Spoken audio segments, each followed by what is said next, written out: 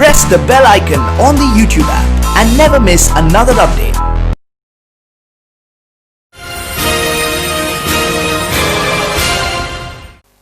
इतना अद्भुत कब सम्मेलन हुआ। पाकिस्तान खत्म है। मुझसे तो कहते हैं राख उठा, मुझे तो राख उठाने का काम समझते। सबने इतना, सर्वेश भाई ने इतना श्रेष्ठ प्रारंभ किया, हास्य, मुस्कुराहट, खिलखिलाहट और व्यंग से। हमारे अनिल अग्रवंशी को तो आज मैंने पहली बार जमते देखा। आदरणीय सुमित्रा जी ने, शशांक भाई ने, और विनीत मेरा बहुत लाडला सपना है। पहले मैं सोचता था विनीत जब पढ़ता है तो यह हरिओम पवार का बचपन है। मेरी बात ध्यान से सुनना, हरिओम पवार का बचपन पढ़ रहा है। लेकिन अब जब मैं विनीत को सुनता हूं तो मुझे लगता है यह हरिओम पवार का भविष्य कविता पढ़ रहा है। मैं दुआएं देता हूं, शुभकामना देता हूं। आपके इस शहर में एक साहित्य के बड़े ऋषि रहते हैं, श्री बलबीर सिंह करुण, जिन्होंने सैकड़ों पुस्तकें लिखी, साहित्य लिखा, महाकाव्य लिखे। लेकिन उनकी श्रेष्ठ कविता जो दुनिया में मानी जाएगी, उस कविता का नाम विनीत चौहान ही होगा। ये मुझे कहने में कोई संकोच नहीं। जब कभी अलवर आता हूँ, माताजी, पिताजी, करुण जी को मैं भी पिताश्री कहता हूँ, और मुझे गर्व है कि वो मुझे विनीत से बड़ा अपना बेटा मानते हैं और इससे भी ज़्यादा प्यार करते हैं मुझको। उनके घर जाके उनके पैर छूने का मौका मिल जाए तो मेरे लिए अलवर आना तीर्थ करने के बराबर हो जाता है। तो इसलिए और इतने जमे ये सब लोग, इतने जमे सब ये लोग, जब इनको मालूम था कि मैं यहाँ हूँ,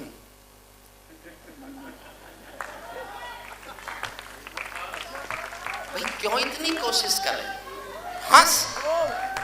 हंसाने में अनिल अग्रवंशी ने, हमारे सर्वेश भाई ने आज गजलें सुनाई, हमारे शशांक भाई ने, विनीत ने श्रेष्ठ साहित्यिक मापदंड और ओज और आक्रोश की भाषा को एक मापदंड दिया। आप जानते हैं, इन सब के बाद ताली बजा बजा के आप थक गए, हंस हंस के आप थक गए, सुन सुन के आप थक गए। जिस कवि का नंबर सबसे बाद में आता है, जानते हैं उसकी क्या हालत होती है? आपने कभी ठेले पर कोल्हू में गन्ने का रस निकलते देखा? समझना, समझ जाओ तो हंसना। गन्ने को एक बार कोल्हू में डालते हैं, उसके बिना ही काम चल जाएगा। उसको गन्ने को एक बार कोल्हू में डालते हैं, फिर उसी गन्ने को मोड़ के दोबारा कोल्हू में डाल देते हैं, फिर कई बार तिबारा उसको मोड़ के डालते हैं, और जब वो बिल्कुल खुक्कस खोई हो जाता है, तब मुझसे कहते हैं कि अब इसमें तू रस निकाल के दिखा।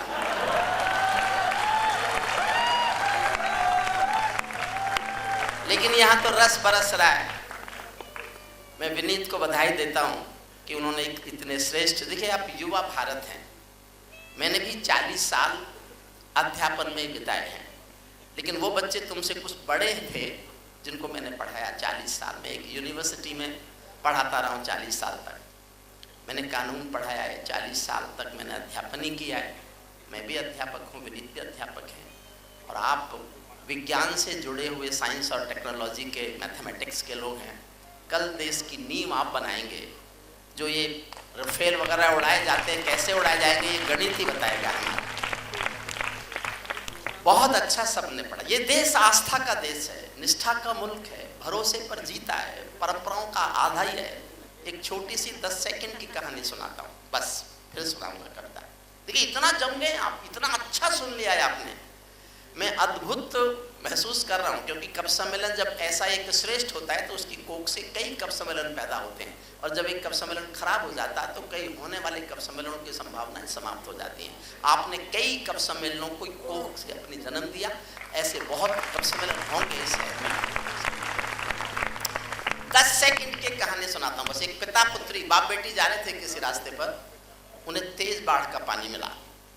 दोनों डर गए, घबरा गए, तेज बाढ़ का पानी है, कैसे पार करेंगे? तो पिता ने हिम्मत करके कहा कि बेटी डरो मत, तुम मेरा हाथ पकड़ लो। आदरणीय बैठ जाओ प्लीज, आपसे करो, बैठ।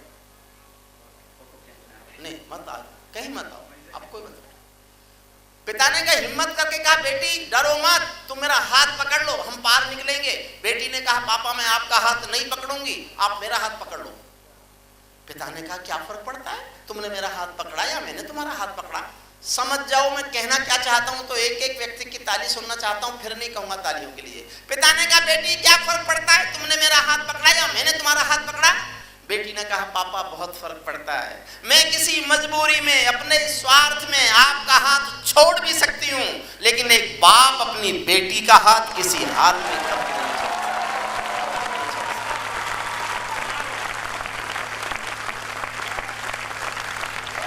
ये पुलवामा के शहीदों के लिए समर्पित समारोह है।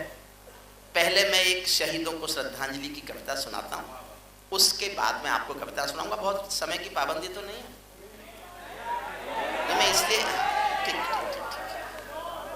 विनीत भाई बहुत देर तक पढ़ सकते थे, मैं तो डर रहा था घड़ी देखते देखते कि 10 तो ये बजा देगा, लेकिन उन्होंने अपना समय बहुत सीमित किया और बहुत कम, या तो वो हर बार आते होंगे, हर बार आते हैं और फिर भी इतना सुन लिए जाते हैं। आदरणीय भारद्वाज जी, आपका प्यार है।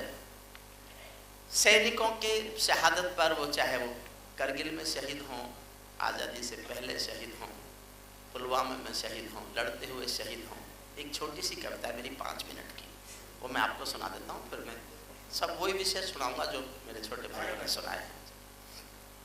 आदरणीय आप भी बैठ जाओ, आप भी पीछे जो घूम रहे हैं, कोई देखिए जो जाना चाहता है वो जा सकता है, मैं किसी को घूमने फिरने नहीं दूंगा, ये समझ लें बस आप। और बीच में तो कोई उठना ही मत। मैंने जिन सरकारों पर लिखा वो बैठ गए, समझ लीजिए। मैं केशव का 5 जन्म भी गहन मौन में खोया हूं। एक कविता मन से, मेरे मन से सुन लीजिए, उसके बाद तो आपको सुनना ही पड़ेगा, ऑप्शन नहीं। इस कविता को मेरे कहने से सुन लीजिए।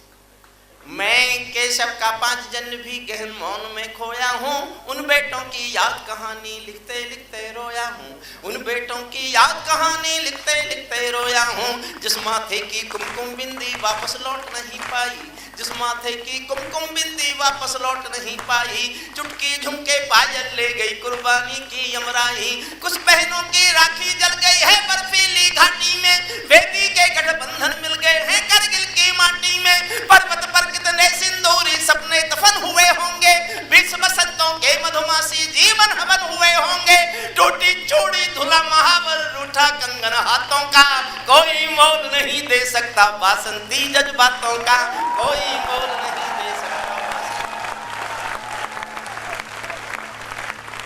प्रणाम करता हूं आपको, प्रणाम करता हूं आपको मन से, दिल से। एक बात विनीत, तुम्हारे घर में नहीं कह के जाऊंगा तो मेरे मन पर बोझ रहेगा। प्रारंभ से अब तक सर्वे संस्थान के श्रेष्ठ, प्रारंभ से अब तक जिस तरह से आपने कविताएं सुनी है, मैं अगर ये नहीं कहूंगा तो मेरे मन पर बोझ रह जाएगा। मैं 30 साल लाल किले में गया हूं कविता सुनाने, लेकिन जिस मन से आज इस इंस्टीट्यूट के बच्चों ने कविताएं सुनी है, उनकी फैकल्टीज ने, उनके प्रबंधकों ने, मेरी बात पूरी नहीं हुई जो मैं कहना चाहता हूं। जिस तरह आपने सुना है, मेरा मन करता है, दिल से कहता हूं, मैं 30 साल के लाल किले के 30 कवि सम्मेलन, इस एक कवि सम्मेलन पर न्योछावर करने की घोषणा करता हूं।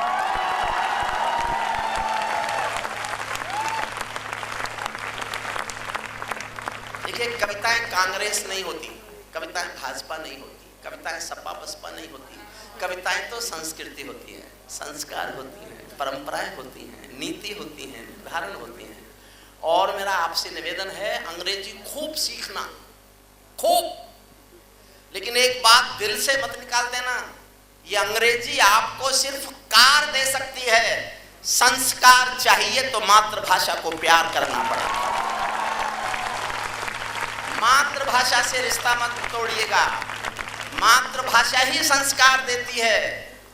और इस देश का सबसे बड़ा दुर्भाग्य यह है कि हम कार और संस्कार में जब चुनाव करने लगे तो हमारा ध्यान कार की ओर चला गया, हम संस्कार से दूर चले गए। किसी भी मुल्क की संस्कृति उसकी मातृभाषा में अच्छी होती है, कोई भी मातृभाषा हो, कोई भी भारतीय भाषा हो। सुनिएगा, अंग्रेजी मैंने भी पढ़ी, मेरी पढ़ाई लिखाई अंग्रेजी में हुई और 40 साल मैंने अंग्रेजी में पढ़ाया, लेकिन मैं कहना चाहता हूँ, अंग्रेजी भारत की भाषा नहीं है, भारत की भाषा नहीं, एक उधार ली हुई भाषा है। इसलिए उस भाषा की संस्कृति में जितने दोष हैं उतने ही दोष हिंदुस्तान की संस्कृति में आने की कोशिश कर रहे हैं, हमारे बच्चों में आने की कोशिश कर रहे हैं। उनको बचाएं। सुनिएगा, सुनिएगा। टूटी चूड़ी धुला, आदरणीय आप भी बैठो प्लीज,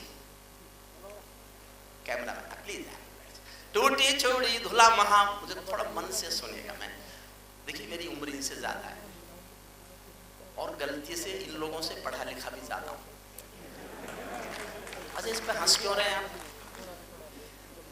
मतलब आपको यकीन नहीं हो रहा? कुछ कानून जानने वाले लोग बैठे हैं क्या? मैंने 25 साल पहले LLD कर ली थी, जो दुनिया की कानून की आखिरी पढ़ाई है, जिसके बाद कानून में कोई पढ़ाई नहीं है। 25 साल पहले। ये सर्वेश अस्थाना मेरा बहुत प्यारा दोस्त है, इसने मुझे फोन करके कहा भाई साहब क्या किया? मैंने कहा LLD कर ली। तो मुझसे बोला आप B.Ed नहीं कर सकते थे? मुझे तो उस दिन पता चला कि बिहार का टॉपर ये भी था।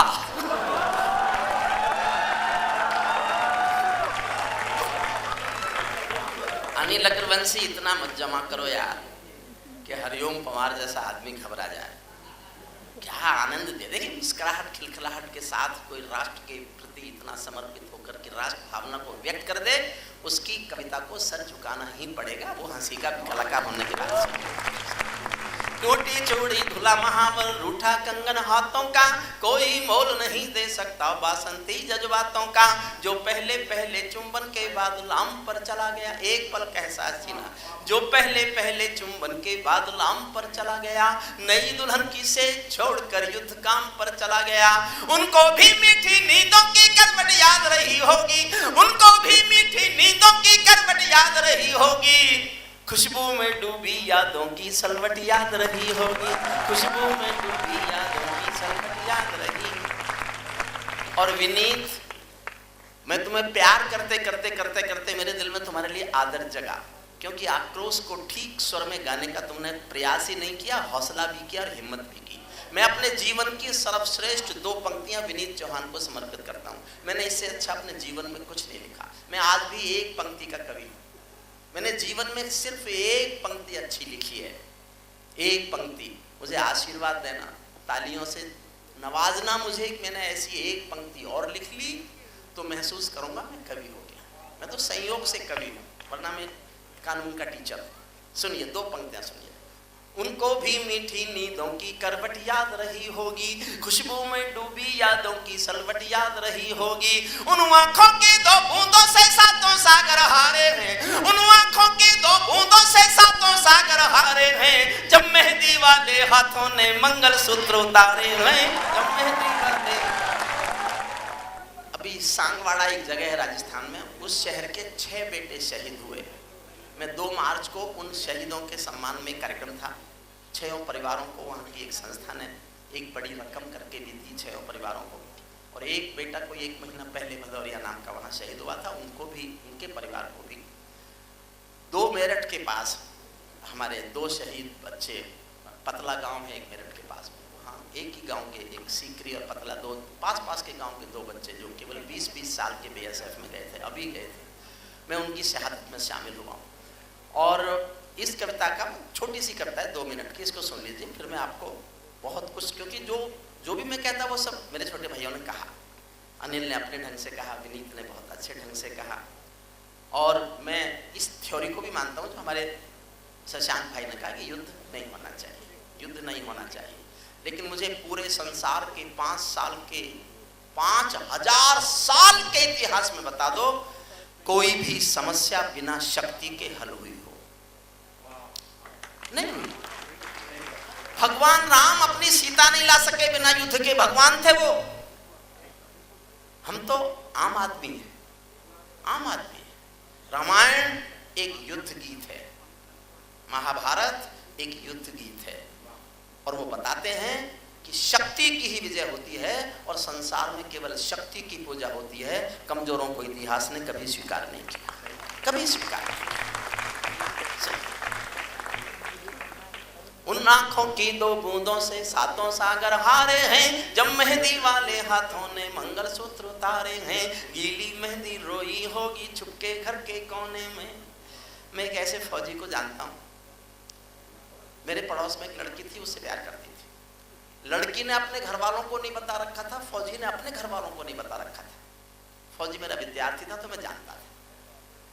वो लड़की उस फौजी के नाम की मेहंदी रचाती है और उसी दिन खबर आती है कि फौजी शहीद हो गया। इस पल को जीना एक पल मेरे साथ। गीली मेहंदी रोई होगी छुपके घर के कोने में, ताजा काजल छूटा होगा चुपके चुपके रोने में, जब बेटे की अर्थी आई होगी सोने आंगन में, शायद दूध उतर आया हो बूढ़ी माँ के दामन में, शायद दूध उतर आया हो,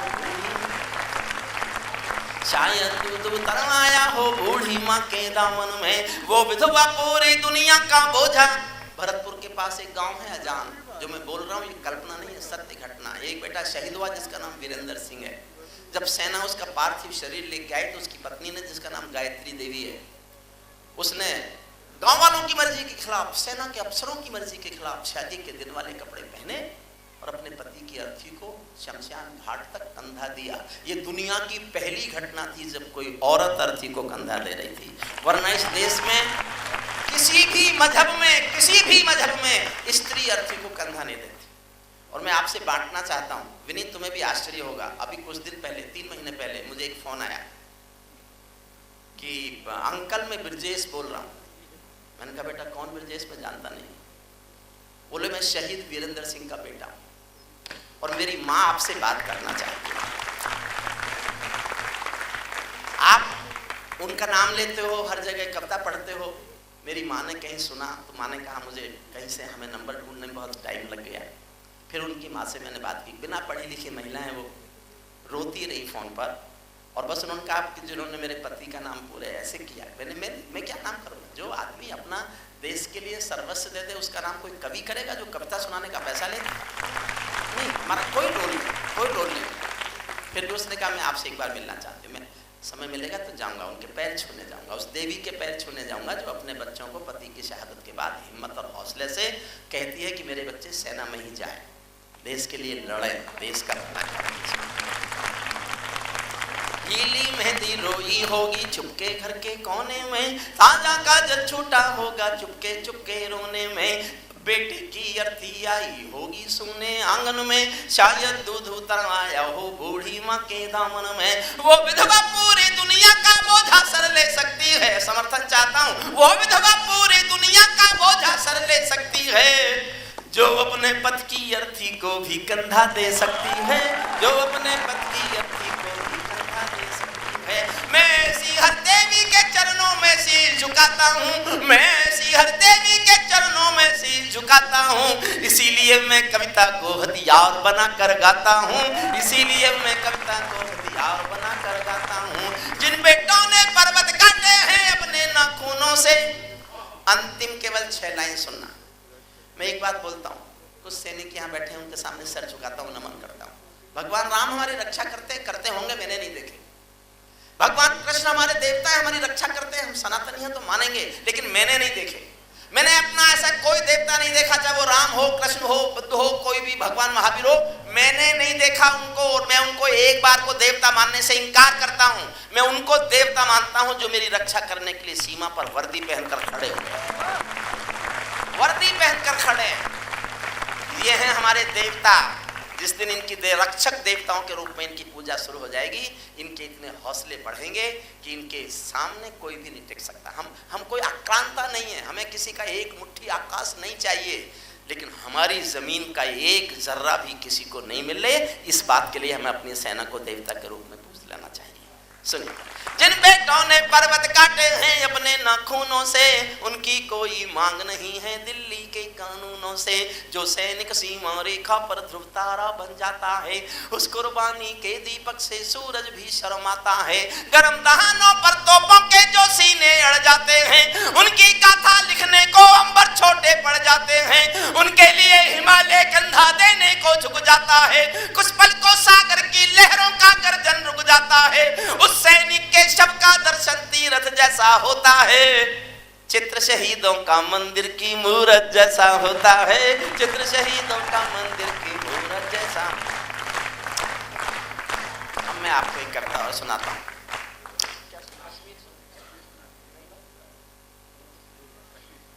मैं कश्मीर पर मेरी दो कविताएं, छोटा छोटा हिस्सा दोनों का सुना देता हूँ। देखिए, मैं वहीं से शुरू करता हूँ। वो मेरी लाइन नहीं है, लाइन विनीत की है। अपने छोटे भाई की भी कोई चीज़ बहुत अच्छी लगे तो मांग लेनी चाहिए, और मैंने मांगी है। मुझे कहते हुए कोई दुख नहीं है इस बात का, क्योंकि मुझे लगा कि इससे ज़्यादा एहसास में अपने बात कहने को और किसी तरह ला ही नहीं सकता। मैंने वही विनीत की एक पंक्ति का इस्तेमाल किया है। मैं कई बार ये सोचता था कि देखिए मोदी जी ने, अब तो हालात ही बदल गए। मैं राजनीति पर टिप्पणी नहीं करता, लेकिन एक वाक्य बोलता हूँ, उनसे गलती हो सकती है, उनसे कोई भूल भी हो सकती है, लेकिन वो इस देश को टूटकर प्यार करते हैं और देश को ठीक करना चाहते हैं। इस बात पर शक करने का कोई कारण मेरे पास नहीं।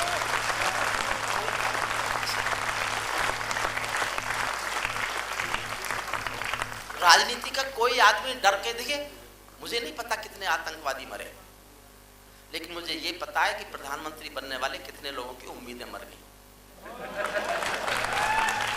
ये पता है मुझे? गिनेंगे? कोई मच्छर मार के गिनता है क्या कितने मरे? अजीब देश है। देश का एक प्रधानमंत्री जिसने एक छुट्टी नहीं ली आज तक। एक छुट्टी कैसी होती है? दिन रात देश के लिए जीता है। वो आदमी कैसे सोया होगा ये सुनने के बाद कि किसी नेता ने कह दिया कि इमरान खान के साथ मोदी ने फिक्सिंग करके पुलवामा कांड करा। क्या गुजरी होगी उस आदमी के ऊपर? आई सैल्यूट मोदी, पहली बार जीवन में बोल रहा हूं। अगर वो इतने अपमान सहने के बावजूद भी इस देश से प्यार करके देश का सर ऊंचा करना चाहता है, 5 साल में लगा कि देश जगा है, देश में शौर्य आया। मैं राजनीति का व्यक्ति नहीं हूं, भाजपा का बिल्कुल नहीं हूं, और आपको मुझे कहने में कोई संकोच नहीं है। हरिओम कुमार चाहता तो जहां 282 भाजपा के हैं मैं भी होता। टिकट मांगने वाले हजारों थे, मिले हुए टिकट को लौटाने वाला सिर्फ मैं था, सिर्फ मैं। राजनीति मेरा काम नहीं है, मेरा काम राजनीति नहीं है, मेरा काम केवल कविता। अब तो कविता के अलावा मेरा कोई काम नहीं। सुनिएगा मन से जो मैं कहना चाहता हूँ। ये डरता क्यों नहीं था? अब तो डर रहा है, बहुत डर रहा है, लेकिन पहले से ही डर जाता अगर एक काम कर लिया जाता। करना चाहिए था। ये पाकिस्तानी गालों पर दिल्ली के चांटे होते। अगली पंक्ति बताएगी कि इस तेवर को सुनना चाहते हो कि नहीं सुनना चाहते। मैं बहुत गुस्से में भी कविता लिखता हूं। ये पाकिस्तानी गालों पर दिल्ली के चांटे होते, गर पहले 2 के बदले में 20 शीश काटे होते। पहले ही 2 के बदले में 20। हमारे सैनिकों का सर काटा गया और हम बातचीत करते रहे। मैंने विनीत से पूछा, मेरा छोटा भाई है, लेकिन प्रज्ञा और मेधा में मैं आज उसको अपने से बड़ा मानता हूं। मानता ही नहीं हूं, दिल से मैं महसूस करता हूं मुझसे प्रज्ञा मेधा में बड़ा हो गया है। मैंने पूछा, विनीत मेरी समझ में नहीं आया, हमारे सैनिक का सर काट के पाकिस्तान अपनी सीमा में ले गया, क्या करेगा उसका? विनीत ने कहा, भाई साहब उसकी फौज कायर है। 1971 में जिस मुल्क की फौज के त्राण में 1000 लोग बंदूक डाल दें, उसकी फौज आज कोई बहादुर हो गई होगी? समझना मैं कहना कहां चाहता हूं। विनीत ने कहा कि वो अपनी फौज को दिखाना चाहता होगा कि बहादुर हिंदुस्तानी फौजी बेटे का सर होता कैसा है, जो कट तो सकता है। मुझे 10 सेकंड और देना। मैंने लिखी क्यों इतने गुस्से में कविता? इतने गुस्से में कविताओं की आवश्यकता नहीं, लेकिन मैंने लिखी एक कविता, मेरे जीवन के सर्वाधिक गुस्से की कविता है। तो मैंने कहानी पढ़ी। कहानी यह है कि एक आदमी के पास एक पालतू तोता था पिंजरे में। एक दिन पालतू तोते से आदमी ने कहा कि मैं पड़ोसी गांव जा रहा हूं भाई, मैंने तेरा दिन भर का खाना पिंजरे में रख दिया है, तो खा लेना। तोता बोला, मालिक उस गांव में तो मेरे गुरुजी रहते हैं। मालिक बोला, तो मैं क्या करूं? बोले, मालिक उसको मेरी राम राम तो बोल सकते हो। मालिक ने कहा, मिलेगा तो बोल दूंगा। मालिक पड़ोसी गांव गए, जाके पूछा, यहाँ मेरे पिंजरे के पालतू तोते का कोई गुरु है क्या? एक बूढ़ा तोता उठ के आया, उसने कहा, हाँ मैं हूं, मेरा शिष्य है, वो मेरा चेला है। तो गुरु मालिक ने कहा कि मेरे पालतू तोते ने पिंजरे से कहा है कि मेरा गुरु मिल जाए तो राम राम कह देना। बूढ़े तोते ने सुना और मर गया।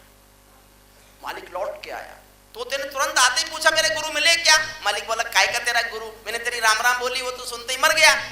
इतना सुनते ही पिंजरे का तोता भी मर गया।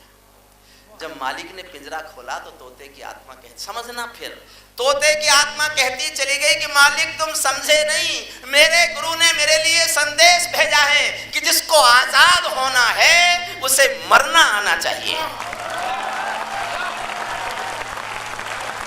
उसे आजाद होना है उसे मरने आना चाहिए। और मैंने क्यों सुनाई ये कहानी?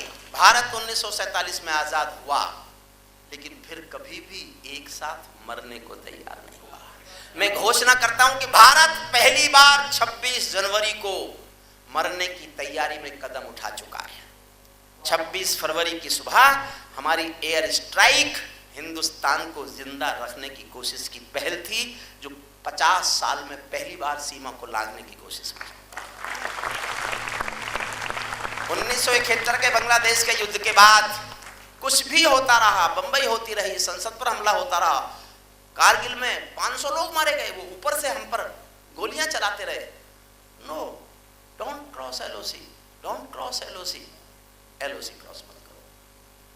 किसी ने हिम्मत की तो बड़ा काम किया। सुनिए, ये पाकिस्तानी गालों पर दिल्ली के चांटे होते, अगर हमने 2 के बदले में 20 काटे होते, बार बार दुनिया के आगे हम ना शर्मिंदा होते, और हमारे सारे सैनिक सीमा पर जिंदा होते, और हमारे सारे सैनिक सीमा पर जिंदा होते। ये कैसा परिवर्तन था खुददारी के आचरणों में। सेना का सम्मान पड़ा था चरमपंथ के चरणों में। किसका खून नहीं खोलेगा सुन पढ़कर अखबारों में। सिंहों की गर्दन कटवा दी चूहों के दरबारों में, सिंहों की गर्दन कटवा दी चूहों के दरबारों में। बार बार की गद्दारी को भारत क्यों सह जाता है? जो मैंने सोचा, अगर वही सोचते हो तो उठाना तालियां, आकाश भर तालियां सुनना चाहता हूं। बार बार की गद्दारी को भारत क्यों सह जाता है? ज्यादा संयम भी दुनिया में कायरता कहलाता है। ज्यादा संयम भी दुनिया में ज्यादा। सुमित्रा, तुम भी ताली बजाओ। मैंने तुम्हारी उन गीतों पर तालियां बजाई जो मेरी समझ में भी नहीं आई।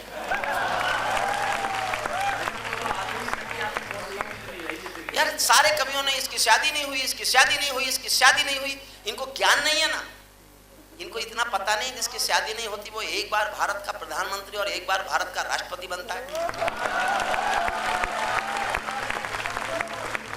ये कोई दुखी नहीं है। और ये लोग मुझे रोज ना छेड़े। सर्वेश जी, आप लोग मुझसे रोज ये बात ना करो, आपका मुंह बंद करना बहुत जरूरी है। एक शादीशुदा भगवान के मंदिर में गया। अगर आप उछलें कुर्सियों से तो मैं चाहता हूं आप उछल के दिखाना। ऐसा नहीं हास्य पर हमारे अनिल अग्रवंशी का कब्जा है। वो तो हरियाणा से, उनकी मिट्टी में है, डीएनए में है, खून में है। हम हरियाणा के पड़ोस में हैं, तो कुछ तो असर इधर भी होगा ना। शादीशुदा मंदिर में जाके पूजा पे बैठ गया। हमारे तो भोले भाले होते, जल्दी मान जाते हैं। मान गए भाई, मैं खुश हूं, कोई भी एक मन्नत मांग ले पूरी करूंगा। शादीशुदा छुटते बोला मुझे कुंवारा कर दो। अगली बात सुनना साहब, आप तक मेरी बात पहुंच जाए, समझ जाओ मैं कहां बोल रहा हूं। इन्होंने मेरे पर छींटाकशी की, इसलिए बोल रहा हूं ताकि कल से ना बोलें। तो इतनी तालियां बजा देना कि इनको जवाब मिल जाए कि इस कवि से इस तरह छेड़छाड़ मत किया करो। शादीशुदा ने कहा, प्रभु एक मन्नत पूरी करने का वादा किया है, मुझे कुंवारा कर दो। सुनते ही भगवान की आंखें लाल हो गई। बोले, गधे, मैंने मन्नत मांगने के लिए कहा था, जन्नत मांगने के लिए नहीं कहा था। जब तुम लोग इतने सब जमे क्यों? जब तुम्हें पता था हरिओम पवार है, बाद में सब कर लेगा।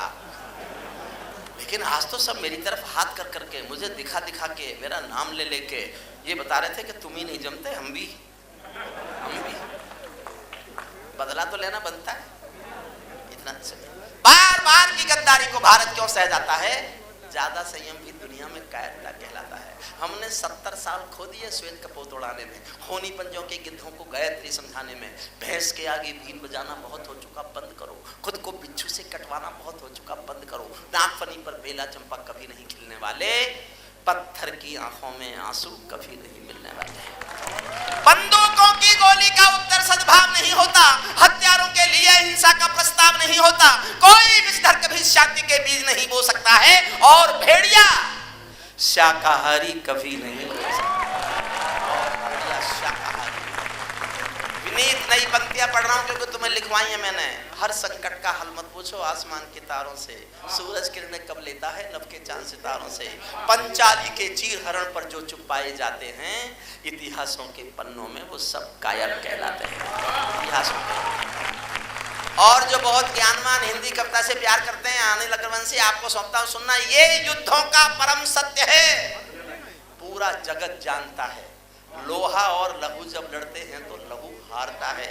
जो खूनी दंशों को सहने वाला राजवंश होगा या तो महामूर्ख होगा या कोई परमहंस होगा,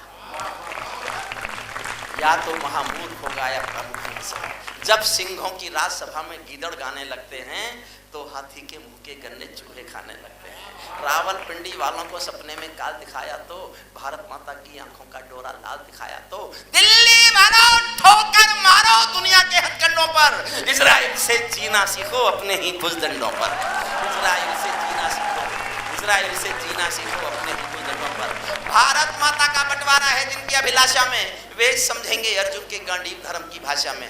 मैं एक विचार पढ़ रहा हूं, समर्थन करो तो इतनी हिम्मत से करना। मोदी जी से जिस दिन मिलूंगा उनके सामने यही कहूंगा कि देश ये सुनने लगा है, और आपको लगता है मेरा विचार गलत है तो मैं चुप रह जाऊंगा। कल से इस कविता को आगे से इन लाइनों को नहीं पढ़ूंगा, वचन देता हूं आपको। लेकिन आपको लगे कब तक कोई माँ अपने बेटे का अंतिम संस्कार करती रहेगी? कब तक बहनें अपने भाइयों की राखियां जलती हुई देखती रहेंगी? कब तक सिंदूर लुटेंगे? तो दुखी होकर जब आदमी कोई बहुत बीमार हो तो क्या सोचता है, भगवान या तो ठीक कर दे या मुझे उठा ले। इसी एहसास को गा रहा हूं, और मैं देखना चाहता हूं कितना लोग कितने हौसले से मेरा समर्थन करते हैं। भारत माता का बंटवारा है जिनकी अभिलाषा में, वे समझेंगे अर्जुन के गांडीव धर्म की भाषा में। फूल अमन के कभी नहीं खिलते कायर पर पार्टी में, नेहरू जी के श्वेत कबूतर भरे पड़े हैं घाटी में। दिल्ली वालों अपने मन को बुद्ध करो या खुद करो, कश्मीर को दान करो या गद्दारों से युद्ध करो। कश्मीर को दान करो, कश्मीर को दान करो, कश्मीर को दान करो।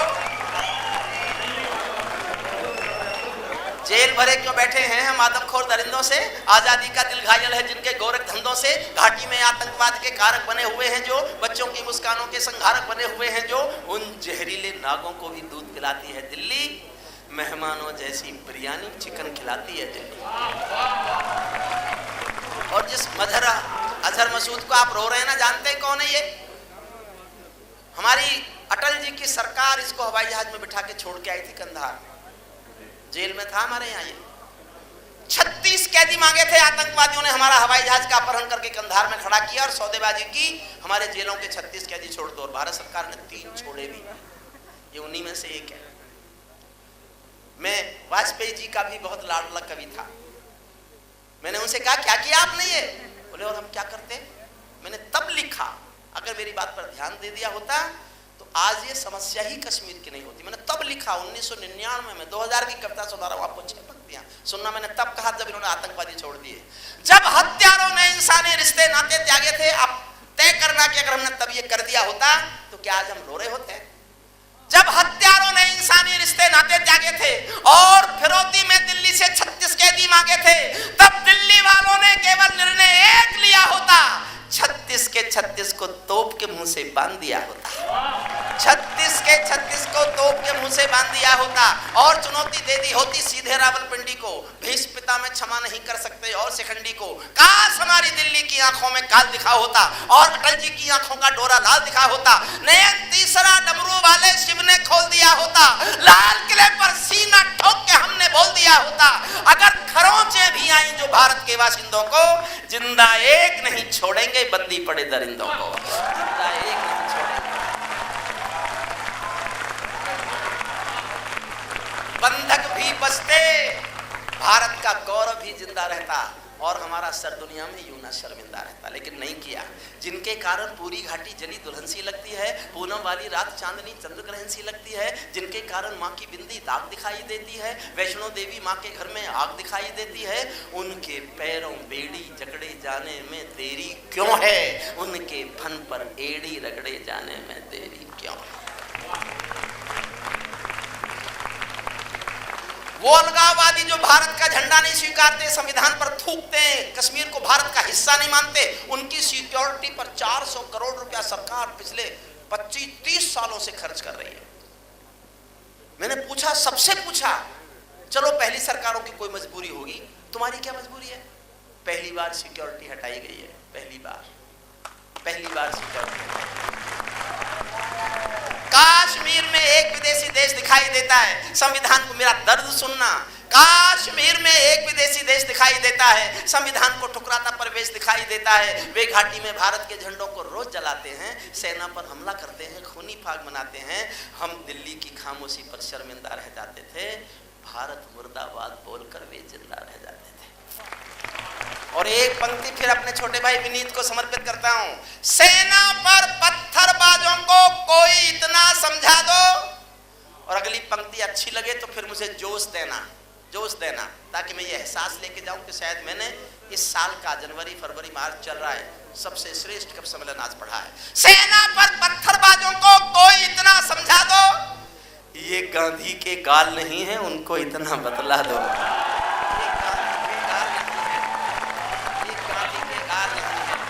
ये गांधी के गाल नहीं है, उनको इतना बतला दो।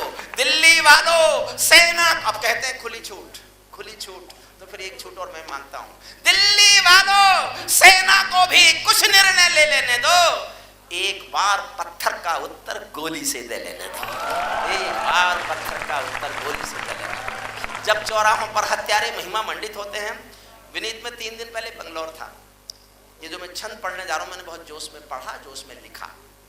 तो मैंने जनता से कहा कि मैं चाहता हूं कि मैं जितने जोश में पढ़ूं आप उससे ज्यादा जोश में सुने। फिर मेरे मुंह से निकल गया, मैं चाहता हूं कि आप जीते और मैं हारूं, मैं यहां से हार के जाना चाहता हूं। मैं आज फिर विनीत चौहान के समारोह में, इस महाविद्यालय में, कॉलेज में, लक्ष्मी देवी नाम है, मैं आपसे निवेदन करता हूं, मैं एक छंद पढ़ूंगा बहुत जोश में, लेकिन मैं चाहता हूं आप मुझसे ज्यादा जोश में सुन लें और मुझे हरा के भेजें, यही मेरी जीत है। और आज का मेरा यही पुरस्कार है, यही उपहार है, यही स्मृति चिन्ह है, यही फूल है कि मुझे जोश में हरा देना। एक छंद सुनना, जब चौराहों पर हत्यारे महिमा मंडित होते हो, जब चौराहों पर हत्यारे महिमा मंडित होते हो, भारत मां की मर्यादा के बंजर खंडित होते हो, जब कृष भारत के नारे हो गुलमर्गा की गलियों में, शिमला समझौता चलता हो बंदूकों की नलियों में, तो केवल आवश्यकता है हिम्मत की, खुददारी की। दिल्ली केवल 2 दिन की मोहलत दे दे तैयारी की, सेना को आदेश थमा दो, घाटी गैर नहीं होगी, जहां तिरंगा नहीं मिलेगा उनकी खैर नहीं होगी।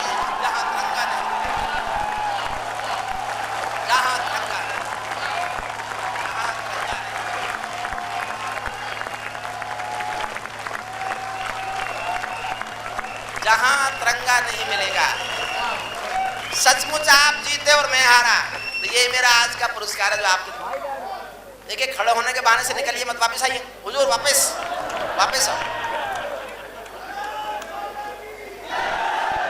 भारत माँ को देखिए, उठ के जाने की कोशिश मत करो।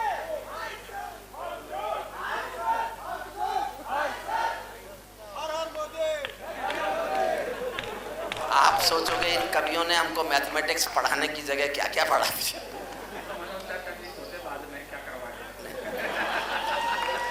चिंता मत करो, मैं मॉरल वैल्यूज पे लेक्चर दे दूंगा, वो मेरा मोटिवेशन मान लीजिएगा, मेरे को वो काम भी आता है। सुन लीजिएगा। जहां तिरंगा नहीं मिलेगा उनकी खैर नहीं होगी। बर्मा बांग्लादेश तलक सीमा पर ऐंठे रहते थे। अब बिल्कुल नई बात सुनो। बर्मा बांग्लादेश तलक सीमा पर ऐंठे रहते थे और हमारे नेता चूड़ी पहने बैठे रहते थे।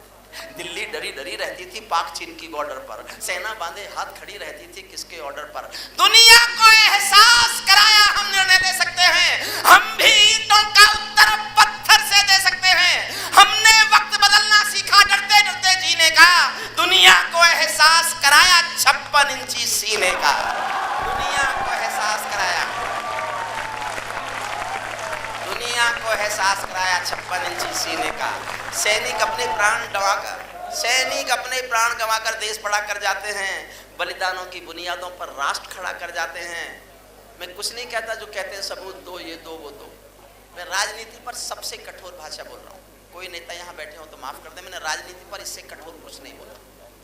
और इतनी चालाकी और तहजीब से बोला है। इसका आप वॉल्यूम कम क्यों कर रहे हैं? सब मैं अपना बढ़ाता हूँ, ये इसका कम करते चले जाते। बढ़ा दीजिए प्लीज, बढ़ाइए, जैसे पहले था वही कर दीजिए। आप वॉल्यूम सुन रहे हैं ना, तो आपने कम क्यों किया ये बताइए। नहीं, इससे कठोर राजनीति के लिए कुछ बोल नहीं सकता। और मैंने इतना घुमा फिरा के लिखा है कि या तो उनकी समझ में ना आए। और समझ में भी आए तो इतनी देर में आए जितनी देर में मैं निकल लूं। हाँ? एक मेरे बहुत बुजुर्ग नेता मेरठ में, बहुत बुजुर्ग हैं, मुझे बहुत प्यार करते हैं। जब उनकी समझ में आ गया कि इसने क्या लिखा है, मुझसे बोले तू तो पिटने के काम कर रहा। मैंने कहा जी वो काम तो मैंने कर। आप ईमानदारी से सोचना कि इतनी कठोर भाषा बोलने के लिए मैं क्यों मजबूर हुआ हूँ। और आपको लगता है कवि को हक है, मेरे हक पर मोहर चाहता हूँ जनता की कि बोलो देश के लिए। मेरे देश में, मेरे दिल में देश के सिवा विनीत कुछ है ही नहीं। आप चलाते रहो, शादी नहीं हुई, ये नहीं हुई, ये नहीं हुई। इस दिल में केवल देश रहना था, इसलिए किसी लड़की के लिए जगह ही नहीं थी।